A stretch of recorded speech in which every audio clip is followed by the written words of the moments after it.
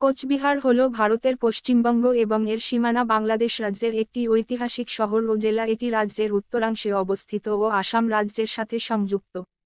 কিছু গুরুত্বপূর্ণ তথ্য। ঐতিহাসিক গুরুত্ব। কোচবিহার একসময় কোচ রাজবংশ দ্বারা শাসিত একটি স্বাধীন রাজ্য ছিল প্রায় 1586 থেকে 1949 সাল পর্যন্ত। 1949 সালে এটি ভারতীয় ইউনিয়নে যোগদান করে এবং পরে 1950 সালে পশ্চিমবঙ্গের অংশ হয়। দর্শনীয় স্থান। কোচবিহার রাজপ্রাসাদ এটি একটি সুন্দর ইন্দো-সারাসেনিক স্থাপত্যের নিদর্শন, যা 1887 সালে মহারাজা নৃপেন্দ্র নারায়ণ নির্মাণ করেছিলেন।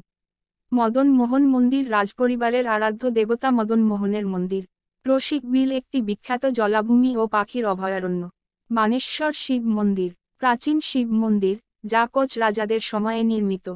সংস্কৃতি ও উৎসব। এখানে দুর্গাপূজা, রাসযাত্রা এবং মদনমোহন উৎসব সহ বিভিন্ন ধর্মীয় ও সাংস্কৃতিক অনুষ্ঠান উদযাপিত হয়।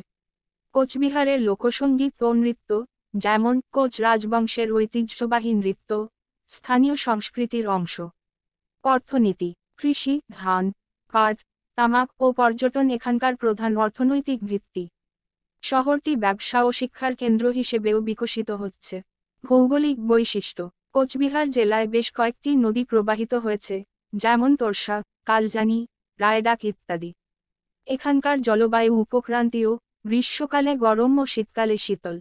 প্রসিদ্ধ ব্যক্তিত্ব। মহারাজা নৃপেন্দ্র নারায়ণ কোচবিহারের বিশিষ্ট শাসক ও শিক্ষানুরাগী। প্রফুল্ল বিহারী দাস স্বাধীনতা সংগ্রামী ও সমাজসেবক। কোচবিহার তার প্রাকৃতিক সৌন্দর্য, ঐতিহাসিক স্থাপত্য এবং সমৃদ্ধ সাংস্কৃতিক ঐতিহ্যের জন্য পর্যটকদের কাছে আকর্ষণীয়। এটি পশ্চিমবঙ্গের, উত্তরবঙ্গের প্রবেশদ্বার হিসেবেও পরিচিত।